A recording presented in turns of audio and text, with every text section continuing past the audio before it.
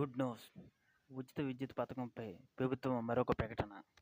ఇది తెలుసుకునే ముందు మీకు మా ఛానల్ నచ్చితే లైక్ చేయండి. మరిన్ని అప్డేట్స్ కోసం సబ్స్క్రైబ్ చేయడం మర్చిపోకండి. తెలంగాణ ప్రభుత్వం ఉచిత కరెంటు అందించాలనే ఉద్దేశంతో ఒక పథకాన్ని తీసుకొచ్చింది. ఈ పథకం కొంతమంది ఇప్పటికే లబ్ధి పొందారు. చాలా ఇళ్ళకి కరెంటు అందజేస్తున్నారు. ప్రభుత్వం అందజేస్తున్న గృహజ్యోతి పథకానికి అర్హత ఉంటే ఇంకా ఈ పథకం లబ్ధి పొందకపోతే వీరికి ఒక గుడ్ న్యూస్ తెలియజేసింది. 200 యూనిట్ల కోసం ఉచిత కరెంటు కోసం ఇప్పుడే దరఖాస్తు చేసుకోవచ్చు. అది ఎలాగో చూద్దాం. మంగళవారం అసెంబ్లీ సమావేశంలో తెలియజేశారు. గృహజ్యోతి పథకానికి అర్హత కలిగి మీరు ఉచిత విద్యుత్ పొందలేకపోతే గ్రామాల్లో ఉండేవారు కార్యాలయంకు వెళ్ళండి. పట్టణాల్లో ఉండేవారు డివిజన్ ఆఫీస్కి వెళ్ళి అక్కడికి వెళ్ళి అప్లై చేయండి.